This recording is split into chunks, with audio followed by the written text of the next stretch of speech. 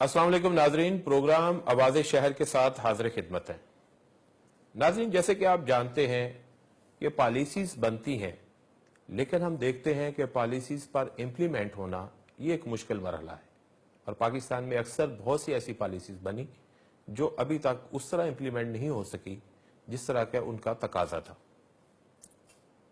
आज की हमारी शख्सियत मोहतरमा मेहताब अकबर राशिदी साहबा पाकिस्तान की बहुत से ऐसे महकमों में पॉलिसी साजी के हवाले से और इम्प्लीमेंट करने के हवाले से उनकी बड़ी कंट्रीब्यूशन है।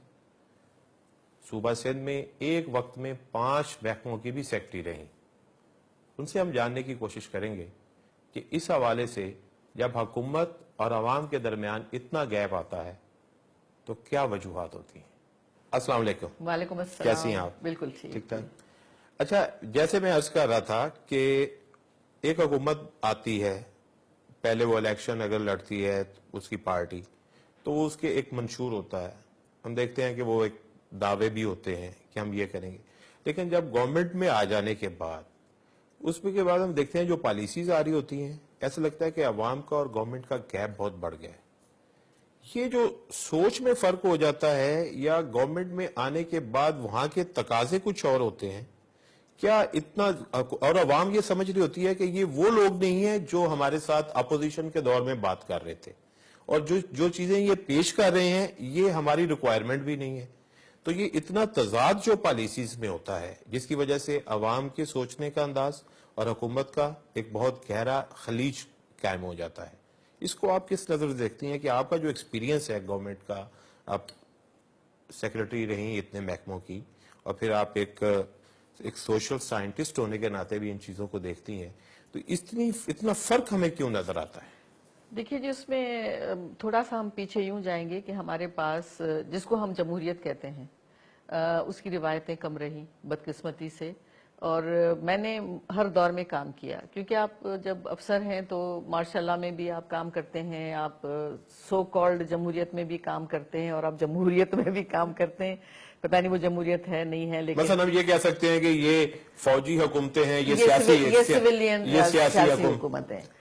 अच्छा, उसमें जो आप बात कह रहे हैं कि जब कोई भी पार्टी ऑपोजिशन में होती है तो बड़े बुलंदोबांग दावे करते हैं, इसलिए कि वो लोगों की सामने वो चीजें लाते हैं जो एक्चुअली उनकी रिक्वायरमेंट होती है। मतलब रोजगार देना है, आपको तहफ़्फ़ुज़ देना है, आपको अच्छी जिंदगी देनी है, क्वालिटी लाइफ देनी है, तालीम के मौके देने हैं, ये सारी चीजें सबको अपने दिल के नजदीक लगती हैं। हमारे इस खित्ते के जो अवाम है वो जज्बाती बहुत हैं, और जज्बातीपन का मतलब ये है कि इश्यूज पर बात कम होती है और शख्सियात पे बात ज्यादा होती है। हमारे पास अगर पीपल्स पार्टी का जिक्र करें तो भुट्टो साहब जिस तरह से गए हैं वो अपने पीछे हजारों सवाल छोड़ गए, और उसके बाद आज की तारीख हमें बताती है कि जी नाइंसाफी हुई, मुकदमा जा रहा है, खोलने जो अभी जो रिसेंट हुआ है। उसके बाद बेनजीर साहिबा के साथ जो हुआ वो भी एक बहुत बड़ी, मैं समझती हूँ कि ट्रेजेडी है इस मुल्क के साथ, कि एक बहुत ही पढ़ी लिखी खातून, बहुत बहादुर खातून, जिनको आप यूं समझ लीजिए कि लोगों से राब्ता भी था, वास्ता भी था और नजदीकी भी थी, और जो लोगों के नजदीक रहना भी चाहती थी, लोगों के दरमियान भी रहना चाहती थी, और शायद इस दफा उनके दुख दर्द का मदावा भी करना चाहती थी। एक बहुत लंबा अरसा रहा उनकी बाहर जाने में। तो आपने तो एक जनरल बात की है, लेकिन मैं स्पेसिफिक इसलिए बोलूंगी कि इस वक्त चूंकि पीपल्स पार्टी कोएलिशन है, लेकिन इट्स अ रूलिंग पार्टी आप कह सकते हैं। उसमें क्या होता है कि जब आप एक चीज जब आप बाहर हैं तो आपको कोई भी चीज कहने में 1 सेकंड लगता है। हम जी ये आसमान से तारे तोड़ लाएंगे, अब कौन देखता है कि तारे आप तोड़ लाते हैं नहीं लाते हैं। हम दूध की और शहद की नदियां बहा देंगे, लेकिन जब आप ग्राउंड रियलिटीज पे आते हैं तो आप ये देखते हैं कि जी अब तो मुल्क के का हाल ऐसा है कि IMF के कर्जे भी चढ़े हुए हैं, वॉर ऑन टेरर भी है, अमेरिका का की जी हुजूरी भी करनी है, सेल्फ स्टीम हम में रही नहीं है, हर सूरत में हुकूमत में भी रहना है, कॉम्प्रोमाइजेस बहुत करने हैं, कोएलिशन पार्टनर्स हैं तो उनको भी हमें राजी खुश रहना है, کوئی آنکھیں دکھائیں تو آکے ہاتھ جوڑ دیں. اس وقت تو ہم یہی دیکھ رہے ہیں. اور پھر یہ کہا پرائورٹیز چینج ہونی شروع ہو پرائورٹیز ڈیفینیٹلی چینج ہو جاتی ہیں. اچھا آپ کے ریسورسز جو ہیں وہ ریسورسز اتنے نہیں ہیں کہ جو کچھ آپ نے کہا ہے آپ وہ پورا کر پائیں. تو پارٹیاں کا آپ یہ بتائیے کہ پارٹیاں کیا ہوم ورک نہیں کر رہی ہوتی ہیں کہ اس ملک میں کیا ہے اور کیا نہیں؟ اگر ہوم ورک کرتے تو کیا ہی اچھا تھا. نہیں اگر ہوم ورک کیا جاتا تو کیا ہی اچھا تھا. دیکھیے ہوم ورک اس جگہ کیا جاتا ہے جب آپ کی پلاننگ دور تک دیکھنے کی ہو. اگر آپ صرف الیکشن کو دیکھ رہے ہیں، صرف الیکشن کو دیکھ رہے ہیں اور صرف یہ دیکھ رہے ہیں کہ ایک دفعہ ہم چلے تو جائیں پھر دیکھا جائے گا، اور اگر آپ کے سامنے کوئی اچھی پلاننگ نہیں ہے، آپ کے پاس اکانومسٹ نہیں ہے، آپ کے پاس ایجوکیشنسٹ نہیں ہے، آپ کے پاس ویژن نہیں ہے. سب سے پہلی بات تو کہ ویژن نہیں ہے.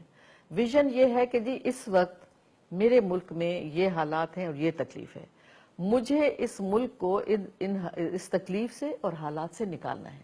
میں پھر واپس جاتی ہوں، بھٹو صاحب نے جن حالات میں ملک لیا تھا وہ تو آج سے بھی بدتر تھا. آپ کا ملک 2 ٹکڑے ہو چکا تھا، آپ کے آدھے سے زیادہ ریسورسز چلے گئے تھے، آپ کے 90,000 سپاہی دشمن کے قید میں تھے. آپ کے پاس کیا تھا؟ آپ ایک شکست خوردہ قوم تھے. لیکن اس نے نہ صرف یہ کہ کم بیک کیا، کم بیک کیا، لوگوں کو یوں اٹھایا اور لوگوں سے کہا کہ جی اسی حالت میں رہنا ہے، کرنا ہے، کام کرنا ہے. اور انہوں نے آلٹرنیٹس ڈھونڈنے شروع کیے. آلٹرنیٹ کیا دیں؟ نیٹو میں نہیں شامل ہوئے، امریکہ سے پیچھا چھڑانے کی کوشش کی اور ایک اسلامک بلاک کو وہ انہوں نے بنایا. اور آپ یہ دیکھیے کہ بہت بڑی چینج لانے کی کوشش کی، بہت بڑی چینج لانے کی کوشش کی. Shah Faisal, Boumediene, Sukarno, colonel Gaddafi, یہ I mean all these people who had resources, اس کو انہوں نے ٹیپ کرنا شروع کیا. لیکن ایک چیز ہم دیکھتے ہیں کہ جو پولیٹیکل یا جمہوری جماعت رہی ہیں، حکومتیں رہی ہیں، ان کا کمپیریزن جب فوجی حکومتوں سے کرتے ہیں، آپ نے دونوں طرح کی حکومتوں میں کام کیا ہے، تو ہم دیکھیں جو سیاسی حکومتیں ہیں وہ معاشی طور پر بہت کمزور وکٹ پہ چلی جاتی ہیں. ان کے ہاں جو فیصلے ہو رہے ہوتے ہیں اس کے جواب میں اکنامیکلی ملک جو ہے وہ بہت پیچھے چلا جاتا ہے. فوجی حکومتوں میں جو ہے وہ گروتھ ریٹ بڑھ جاتا ہے. فوکسڈ ہوتے ہیں. تو اس کی کیا وجہ ہے؟ فوج کا رابطہ زیادہ ہوتا ہے اس طرح کی چیزوں رابطے کی بات نہیں ہے، رابطے کی بات نہیں ہے. میرا یہ خیال ہے کہ دیکھیں سیاسی حکومتوں میں لوگ بہت ایکسپیکٹ کرتے ہیں آپ سے، اور آپ نہیں چاہتے کہ کوئی ان پاپولر ڈیسیشنز لیں، تو آپ ان کو مثلا سبسڈی دے دی. یہ جیسے مشرف کے زمانے میں کیا ہوا، آپ سبسڈیز دیتے چلے جا رہے ہیں. سبسڈی اب جو آپ نے سبسڈیز دی اب آپ اس کا خمیازہ بھگتیں، کیونکہ اب IMF تو نہیں بولے گا کہ آپ سبسڈی دیں، آپ تو کہیں گے جی پورا ٹیکس بھی ادا کریں. پاور جنریشن میں آپ کو اتنا دینا ہے تو اتنا دینا ہے. اب پاور جنریشن ہمیں یہی نہیں سمجھ میں آتا کہ بھئی آپ کو آخر تیل سے ہی کیوں آپ پاور بنانا ہے. آپ کے پاس جب اتنے اللہ نے یہ ذخائر دیے ہوئے ہیں کوئلے کے کہ پتہ نہیں کتنے سالوں تک وہ کوئلے کی انرجی ختم نہیں ہونے والی ہے، اتنے ذخائر ہیں، اس کو آپ کیوں نہیں ٹیپ کرتے؟ یہ گورنمنٹ، یہ بے نظیر کی فرسٹ گورنمنٹ سے یہ پروجیکٹ چل رہا ہے جو تھرکول والا ہے، بہت پرانا ہے. لیکن اس میں کون انٹرسٹڈ ہے کہ یہ نہ ہو؟ یہ بھی دیکھنا چاہیے. کوئی ایسے لوگ تو ہوں گے نا جن کو آئل لانے میں دلچسپی ہے. تو پھر اگر ان پاپولر ڈیسیژن نہیں لے سکتی سیاسی حکومت، جی تو پھر عوام کی طاقت کہاں اس کے ساتھ ہے؟ عوام کی طاقت نہیں رہتی نا. پھر آپ دیکھتے ہیں کہ 3 سال کے بعد عوام کہتا ہے کہ جان چھوڑو ہماری. تو پھر جو دعویٰ کرتی ہے، جو سیاسی گورنمنٹس دعویٰ کرتی ہیں کہ جی ہم تو پبلک کے ووٹ سے آئے ہیں اور یہ لوگ جو فوجی ہیں یہ تو شب خون مار کے آئے تھے، تو لہٰذا ہم تو زیادہ بہتر ملک کو آگے لے جا سکتے ہیں. تو جب فیصلے ہی نہیں لے سکتے تو آگے کیسے لے جا سکتے؟ آگے لے کے جانا چاہتے نہیں ہے نا. اچھا، ان کے یہ ان کا اپنا ایک ایجنڈا، ایک نیت بھی تو ہونی چاہیے. نیت نہیں ہوتی، ان کے پبلک کو پھر اس میں ڈیسیو کر رہے ہوتے ہیں. بہت بڑا ڈسپشن ہوتا ہے جی. اگر دیکھیے ہر ملک میں ایک لیڈر ہوتا ہے جو لوگوں کو، بھٹو صاحب نے یہ بھی کہا تھا کہ گھاس کھائیں گے لیکن ہم ایٹم بم بنائیں گے. لوگوں نے کہا کھائیں جی گھاس کھائیں، ہمیں ایٹم بم، یعنی he prepared them for the worst. اس میں میرا خیال ہے یہ ہو گیا کہ مثلا پبلک سمجھتی ہے کہ جو یہ لیڈر کہہ رہے ہیں یہ خود بھی یہ کرے گا، لہٰذا وہ ٹرسٹ ہے. لیکن اگر آپ کی کریڈیبلٹی نہیں ہے، تو وہ ٹرسٹ نہیں ہے، تو اس لیے آپ جو بھی کہیں گے کہ میں دودھ کی نہریں بہوں گا تو پبلک کہے گی کہ ہماری گفتگو جاری ہے. ایک بریک پہ جائیں گے. ناظرین ہمارے ساتھ رہیے گا.